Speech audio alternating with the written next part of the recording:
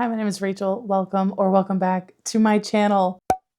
I'm finally at home. Yay! I can film in front of my shelves and get to be in my library. I'm so excited. I am really unprepared for this video. I wanted to film. I was really in the mood to film something. I have not read in like 3 weeks. Life is just still beating me up. I'm really trying to get my routine back, my mojo back. So in the meantime, I haven't been reading, but I really wanted to film something, and I was tagged about 3 weeks ago, maybe a month ago, by Faye from Books and Chocoholic to do the Finally Fall book tag. So that's what I'll be doing today. Question number 1 says, in fall, the air is crisp and clear. Name a book with a vivid setting. So for this one, I chose 6 Wild Crowns by Holly Race. This is a historical fantasy based on events that happened in real life with Henry VI. And the reason I chose this one is because it is historical, and even though there are fantasy elements, the historical atmosphere was so rich. I literally felt like there were times where I was in the drawing room with these people, I was having a glass of wine with them, we were gossiping, like it literally just felt so vivid, and I could imagine it so easily. I feel like the gowns were described in such a way that I could like hear them rustling as these people were walking around, and there's not like too much focus on like really boring historical facts, but the way that the history is interwoven with the rest of the story really brought it to life for me. This follows a young woman named Boleyn who marries the king, but she isn't his only wife. And when she gets married to him, there's this kind of ceremony that has to be performed between the king and the queen to help bond the king's magic to one of the 6 castles that she will reside in. Each queen has their own castle, and we follow her on her quest to kind of just like be his best wife. And we also follow Lady Seymour, who is a like lady in waiting, like maid type, companion type person who is gifted to Queen Boleyn from one of the other queens to spy on her, and things happen.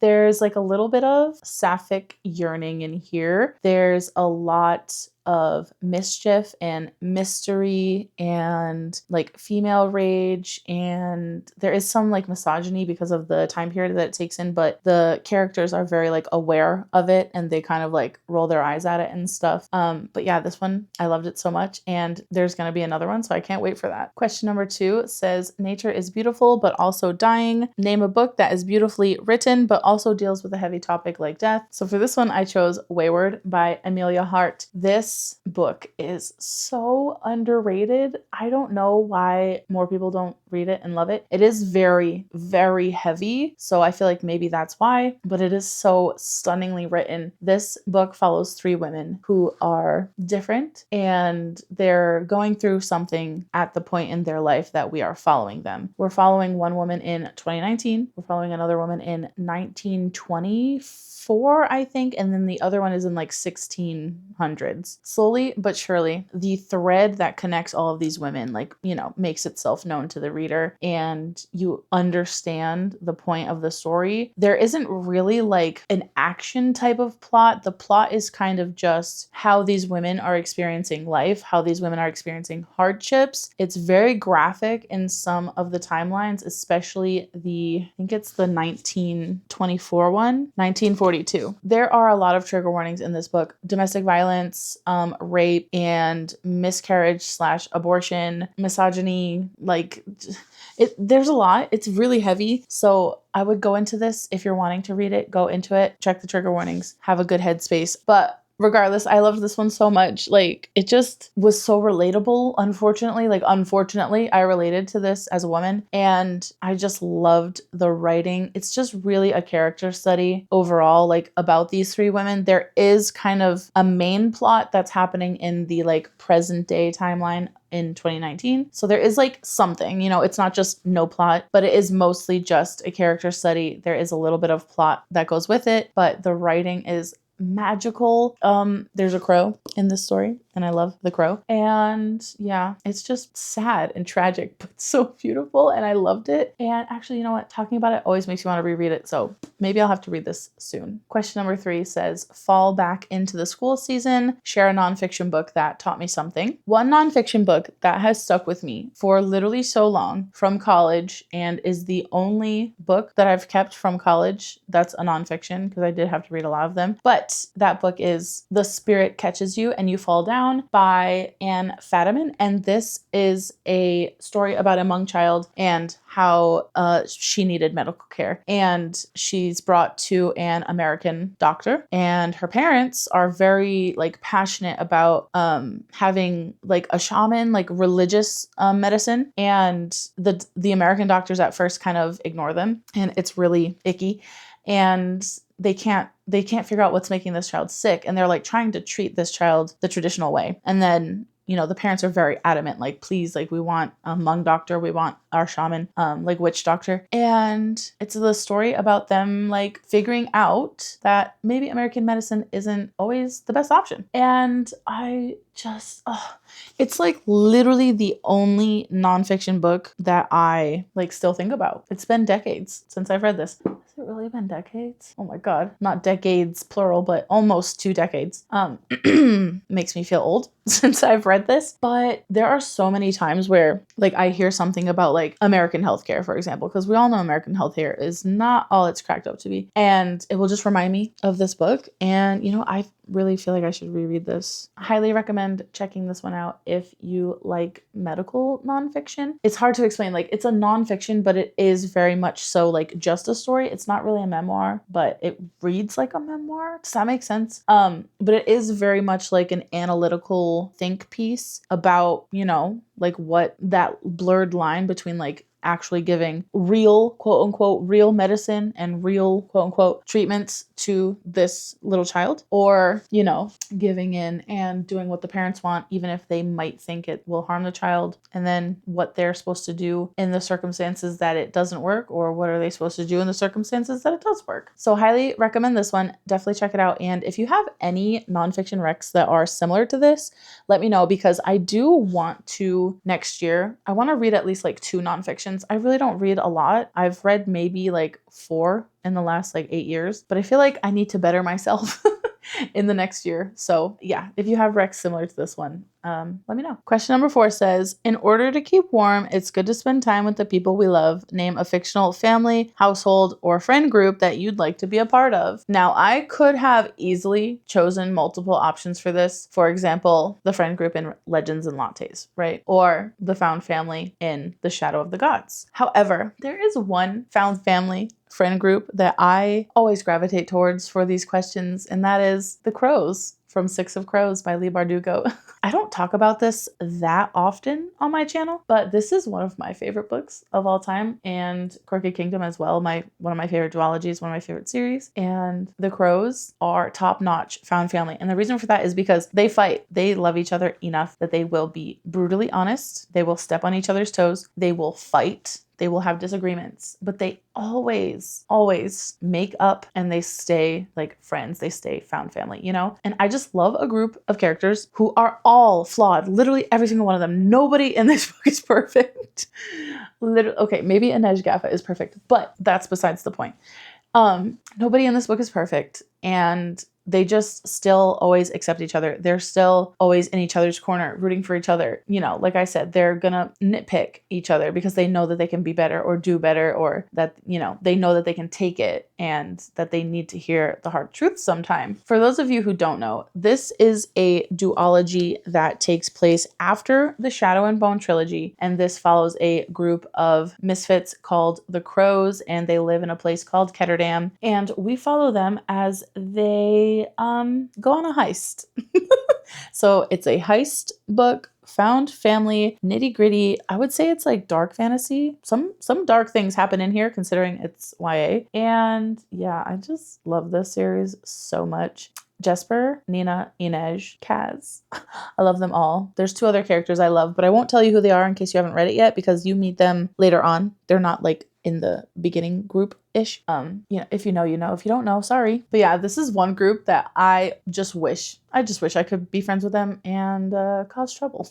Question number 5 says the leaves are changing color. Is that right? Did I just read that and forget what I said? Question number 5 says the colorful leaves are piling up on the ground. Show us a spine of fall colored books.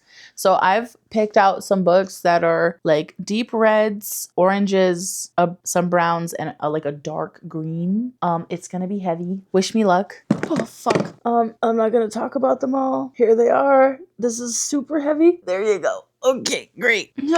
Don't drop. Whew, I made it. Okay, question 6 says, fall is the perfect time for some storytelling by the fireside. Share a book where someone's telling a story. For this one, I chose a book that I'm currently reading, and that is Assassin's Apprentice by Robin Hobb. This is my Reading Realm book club pick for the months of September and October. It's November and I'm still reading it. I'm so sorry. But this is the story about a man, and he is telling us the story of his life. The book is called Assassin's Apprentice, so I think you can figure out that, there are circumstances in his life that lead him to end up being an assassin's apprentice.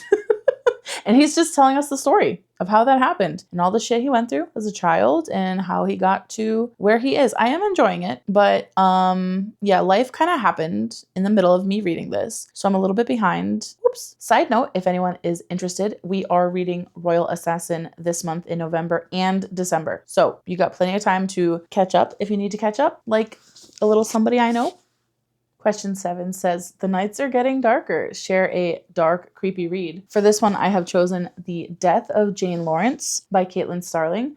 I really liked this one. It kind of felt like what I wanted Rebecca by Daphne du Maurier to be. In Rebecca, obviously, there's a woman marries a man. She's haunted by the memory of his ex-wife, right? And in The Death of Jane Lawrence, there is a woman who doesn't really want to get married, but she wants to assure her place in society by getting a job. But due to the time period that she lives in, the only way she can get a job is to also get a husband. She kind of sets her sights on this unassuming Dr. Lawrence and, wants to not only be his wife, but work. She wants to work. She wants to have a job. And, she's going to do that by getting a husband because of society. And he says, okay, sure, I'll marry you, but there's only one condition. You must never, ever go back to my home, which is called Lindred, that she must never visit Lindridge Hall, his crumbling family manor outside of town. So I think that he has a smaller home that he's actively living in, and he has a manor that is decrepit outside of town. It's a little creepy. And of course, she does not follow the rules. Okay, so this is what I wanted Rebecca to be. It's not perfect. I didn't give it a 5 stars, but I really enjoyed it. I believe I gave this one a 4 stars, and it's so perfect for this time of year because it just has a gothic feel. It's creepy. There's a mystery almost, and there's a forbidden creepy house. It's so good, so fun. Really liked this one, and heavy on the creepy. Definitely some creepy things happen in here for sure. Number 8 says the days are getting shorter. Name a short read that could brighten somebody's cold, rainy days. And for this one, I'm gonna say Heartstopper by Alice Oseman. It's a graphic novel, so of course it's short to fly through. And these two boys just are so heartwarming and relatable, especially me personally as a bisexual. I relate so much to Nick, and I just think Charlie is the sweetest little bean, and you can't help but root for them. And there are some hard topics in here. I don't think they come up in this first one. I would say the only one that comes up in the first one is there is a minor assault that's addressed and dealt with, and homophobia. But other than that, this one is really cute, really heartwarming, and you can't help but root for them. And it's so short, and you could easily read it in a day. Number 9 says, fall returns every year. Name an old favorite that you'd like to return to soon. Okay, so for this one, I was between 2 books, and I almost picked The Bear and the Nightingale by Catherine Arden, but it's time. It is time for me to reread Strange the Dreamer by Laini Taylor. Literally one of my favorite books of all time, if not my favorite book of all time. There's just something magical and whimsical about this story. In this book, we follow a young man named Laszlo, and he is nothing if not a dreamer. He works in a library because he was found as a baby. He's an orphan. The library kind of adopted him, so to speak. Like, he definitely is still an orphan, but he lives in the library. He works in the library. He's worked there for years and years. And like, books are his thing. Stories are really his thing. Like, he just leans so heavily into whimsy and magic and fairy tales. And he's given the opportunity one day to go on an adventure. And that's all I'm going to tell you. But I just need you to know that this book is so beautiful and inspiring, hopeful, like meaningful to me. Like, I just love it so much. There's a lot of like moth imagery on here. So even though it doesn't really take place in the fall, I think actually it kind of takes place in the summer, but it does feel like a fall book to me. And it's definitely a book that I have been thinking about reading a lot lately because, again, it is one of my favorites and I'm just struggling with life. So this could really fix me. You know what I'm saying? Number 10.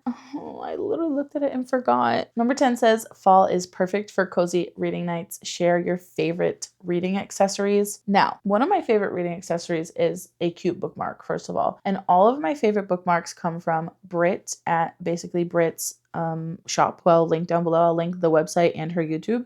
She makes the best cute fall, spring, summer, whatever you name it. Her bookmarks are my favorite. But my favorite reading accessories that are not like actual books or bookmarks are a cozy blanket for one, and my new reading chair, which I will turn around and show you. As you can see, I love a big chair with a bunch of fluffy pillows. Also, how cute is this acorn pillow? Where's his face? Oh my goodness. Oh my goodness, he's so cute and so perfect for fall. Yeah, so I highly recommend getting a really big comfy reading chair and cozy soft blankies. I'm super late doing this video, so if you want to do it and you haven't been tagged, just use me as your tag. Consider yourself tagged. Thank you so much for watching. Leave an acorn emoji down in the comments, and I will see you in the next one. Bye. I really threw those books real hard.